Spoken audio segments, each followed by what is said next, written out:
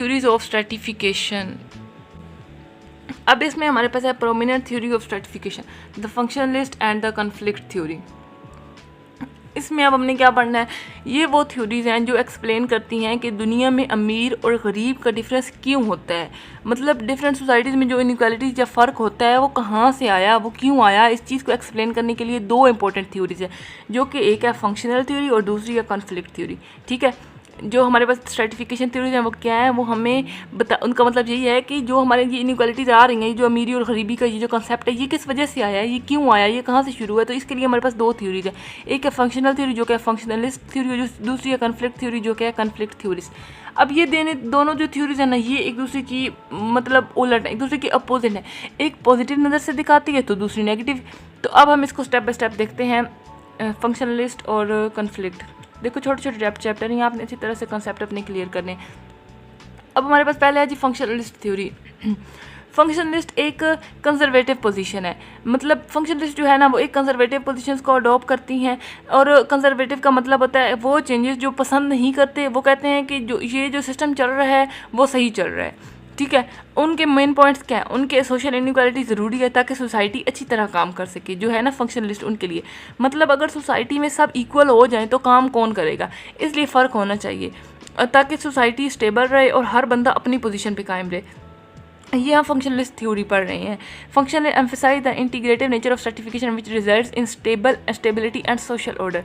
मतलब कि वो कहता है कि ये ज़रूरी है, जो इनइक्वालिटी है ना ये होनी चाहिए, जो फंक्शनलिस्ट के मुताबिक है। अब इसके अंदर मेन पॉइंट्स क्या हैं फंक्शनलिस्ट थ्योरी के अंदर, एक तो हमारे पास मेन पॉइंट इसके अंदर ये आ जाएगा कि जो इंटीग्रेटेड नेचर ऑफ स्ट्रेटिफिकेशन है, इसका है मतलब कि जो है ना सोसाइटी को कनेक्ट करती हैं जिससे स्टेबिलिटी और ऑर्डर बनता है, जो इनइक्वालिटी है। ठीक है, इंटीग्रेटेड नेचर ऑफ स्ट्रेटिफिकेशन के अंदर क्या आ जाएगा कि जो इनइक्वालिटी है ना वो कनेक्ट करती है सोसाइटी को, जिससे वो एक मतलब ऑर्डर के अंदर रहती है। अब क्लास सिस्टम हेल्पफुल है, क्लास सिस्टम कैसे हेल्पफुल है, क्योंकि ये सोसाइटी को इनकरेज करता है कि लोग मेहनत करें तो नाम कमाएंगे, मतलब जब अब अगर मेहनत करेंगे तो और नया काम करें ताकि उनको ना वो ऊपर की तरफ जा सके। ठीक है, और आगे हमारे पास है रिवार्ड। अब इसमें रिवार्ड ज़रूरी है, फंक्शन आते हैं कि कोई हाईली स्किल्ड काम कर रहा है तो उसको रिवार्ड देना ज़रूरी है। ये फंक्शन इस थ्योरी का हमारे अंदर आ जाता है, हमारे पास आ जाता है। For example a brain surgeon needs to spend enormous amount of time and energy to develop skills and help society, and society must in turn reward him more than it does other people who do not make a similar investment in obtaining a skill. अब for example एक brain surgeon को देख लो, वो कितनी मेहनत करता है, कितने साल की उसकी मेडिकल की डिग्री कंप्लीट करता है, स्लीपलेस नाइट्स होते हैं, तो सोसाइटी को उसको ज़्यादा पैसा देना चाहिए, मतलब एक कंपेयर टू एक नॉर्मल क्लर्क।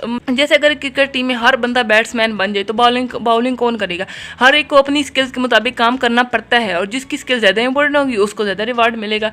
अब कुछ क्रिटिसिज्म थी जो कि फंक्शनलिस्ट थ्योरी पर आई, फंक्शनलिस्ट पर आई। अब नॉन फंक्शनलिस्ट यहाँ पर हमारे पास है non functionalist success of pope eigen. जैसे नॉन फंक्शनलिस्ट सक्सेस का जवाब नहीं है, मतलब कि फंक्शनलिस्ट एक्सप्लेन नहीं कर पाते कि फेमस एक्टर्स, सिंगर या टिकटॉकर स्टार इतना पैसा क्यों कमा लेते हैं जबकि वो सोसाइटी को कोई फ़ायदा ही नहीं, कोई मतलब प्रोडक्टिव स्किल ही नहीं दे रहे, तो बैरियर्स को इग्नोर करते हैं। फंक्शनलिस्ट ये भी नहीं बताते कि सोसाइटी में कुछ लोगों के पास इक्वल अपॉर्चुनिटीज़ नहीं होती, गरीब लोग को शायद एजुकेशन मिल ही नहीं पाए तो वो कभी डॉक्टर या सर्जन बन ही नहीं सकते। ये हमारे पास क्रिटिसिज्म है फंक्शनलिस्ट के। किस थ्योरी में हमने क्या पढ़ा कि फंक्शनलिस्ट कहता है कि इनइक्वालिटी ज़रूरी है इस वजह से कि इससे स्टेबिलिटी और एक ऑर्डर बना रहे, और मेन पॉइंट्स हमने फंक्शनलिस्ट के पढ़े कि इसमें जो इनइक्वालिटी एक तो ज़रूरी है और दूसरा क्लास सिस्टम इसमें हेल्पफुल है, क्योंकि जो सोसाइटी को इनकरेज करता है कि लोग मेहनत करें और एक नया काम करें। ठीक है, उसके बाद हमारे पास आता है कॉन्फ्लिक्ट थ्योरी। कॉन्फ्लिक्ट थ्योरी अब क्या चीज़ है, ये हमारे पास है कि इसका ना, अब देखो हमने ऊपर पढ़ा कि कॉन्फ्लिक्ट और जो फंक्शनलिस्ट है दोनों अपोजिट है। अब जो कॉन्फ्लिक्ट एक पॉजिटिव और एक नेगेटिव है, अब कॉन्फ्लिक्ट थ्योरी है ये इसका नजरिया बिल्कुल अपोजिट है फंक्शनलिस्ट है। अब इसके मेन पॉइंट्स क्या हैं यहाँ पे, अब देखो ये एमसीक्यूज है। Conflict theory assume that the natural tendency of all society is toward change and conflict, और conflict theory do not view certification system are available are desirable. ये भी lack of social mobility leads to exploitation, crime and revolution. अब ये कुछ एक दो MCQ दिए होंगे। अब यहाँ पे conflict theory is influenced by the wirings of the Karl Marx, कौन से आए, कार्ल मैक्स से आए। अब यहाँ पे हमारे पास कुछ इंपॉर्टेंट स्टेप्स हैं कॉन्फ्लिक्ट थ्योरी के, वो हम पढ़ लेते हैं कि हर सोसाइटी की एक नेचुरल टेंडेंसी होती है कि वहाँ कॉन्फ्लिक्ट से झगड़ा होता ही है। क्योंकि वहाँ अपर क्लास अपनी पोजीशन बचा कर रखते हैं, चाहे वो मतलब चाहते हैं कि जो लोअर क्लास की है ना, उस मतलब अमीर होते जा रहे हैं और गरीब तर होते जा रहे हैं। स्ट्रेटिफिकेशन का मेन रीज़न है कि अपर क्लास लोअर क्लास को एक्सप्लॉइट करती है। कॉन्फ्लिक्ट थ्योरी के हमारे पास कुछ इंपॉर्टेंट पॉइंट्स वही हैं कि स्ट्रेटिफिकेशन जो है वो डिज़ायरेबल नहीं है, ये एक बुरे सिस्टम का हिस्सा है। लैक ऑफ सोशल मोबिलिटी है, मतलब कि गरीब को का ऊपर जाने का कोई मौका ही नहीं ना मिलता, मतलब कोई उसका इम्कान ही नहीं है।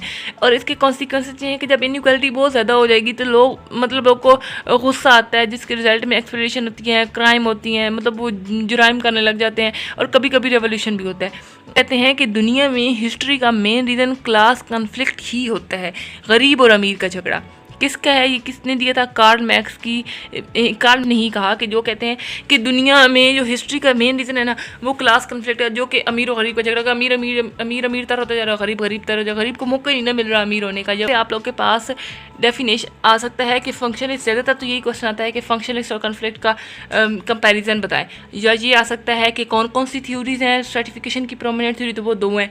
अब फंक्शनलिस्ट थ्योरी के बारे में आपने बता देना है कि फंक्शनलिस्ट थ्योरी क्या करता है, उसके क्या मेन पॉइंट्स, और उसकी अगर क्रिटिसिज्म आए तो वो बता दे, अगर ना भी आए तो अगर लॉन्ग क्वेश्चन तो आप 2-3 लाइन्स में लिखते हैं जो आपको भी समझाया ऊपर। कॉन्फ्लिक्ट थ्योरीज जो है उसमें भी फिर आपने बता देना है कि वो क्या है, उसमें कॉन्फ्लिक्ट के बारे में या उसकी क्या सोच है, उसके मेन पॉइंट्स का कार्ल मैक्स ने क्या कहा था, ये आपने मेन में थोड़ा थोड़ा लिख देना है। अब इसमें आता है कि फंक्शनल और कॉन्फ्लिक्ट थ्योरिस्ट का जो है ना डिफरेंस क्या है।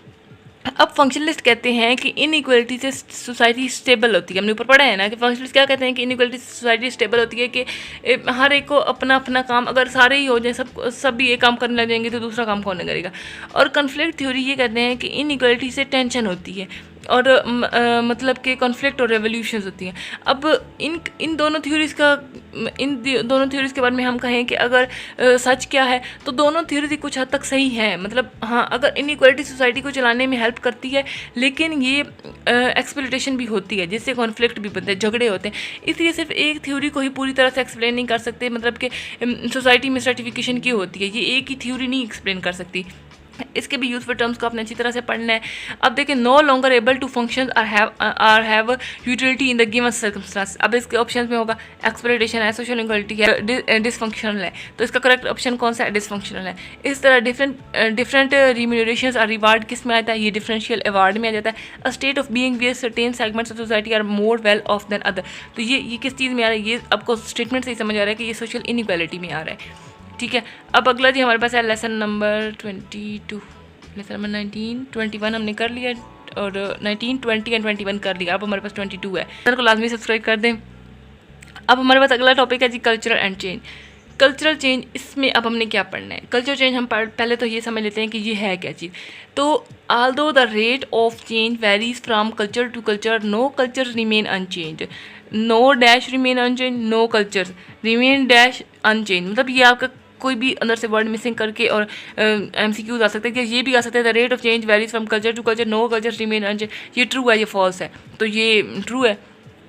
अब small culture that are less relevant on technology are seen to change more slowly.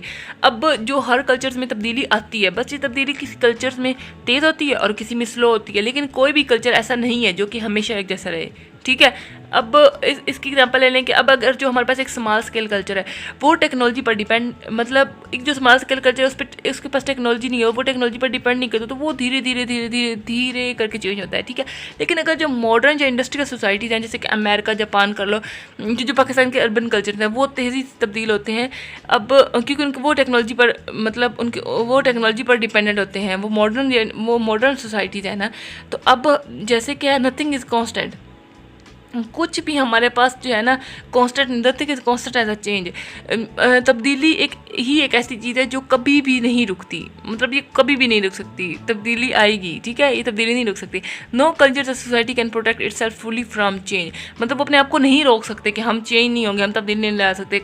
कोई भी ऐसी सोसाइटी अपने आप को नहीं रोक सकती। अब हाउ कल्चर चेंज, कल्चर कैसे चेंज होता है?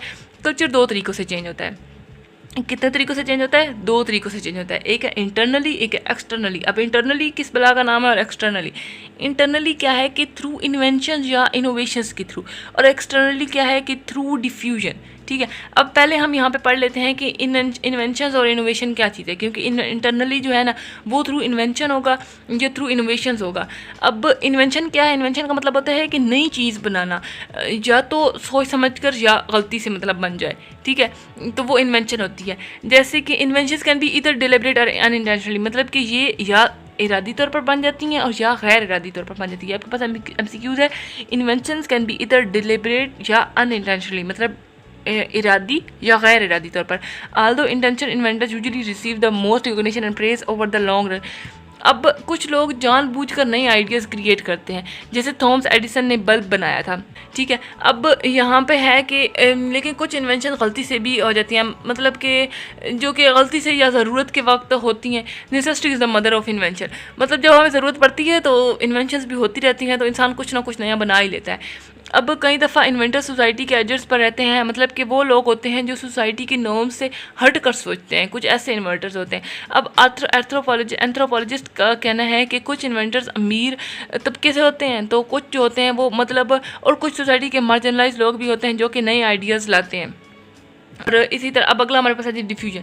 डिफ्यूजन ये देखें, anthropologist who present other arguments concerning innovators, मतलब कि कहते हैं ना कि कुछ हैं जो well of segments of society से हैं और कुछ हैं जो मार्जिनलाइज सोसाइटी से आ जाते हैं। अब हमारे पास डिफ्यूजन में आ जाता है कि डिफ्यूजन क्या है? Cultural exchange. इसमें अब डिफ्यूजन का मतलब क्या है? डिफ्यूजन का मतलब है कि एक कल्चर से दूसरे कल्चर में आइडिया या चीज़ें या बिहेवियर का ट्रांसफ़र। ठीक है, अब ये हमारे पास MCQs भी आ जाता है कि कल्चरल डिफ्यूजन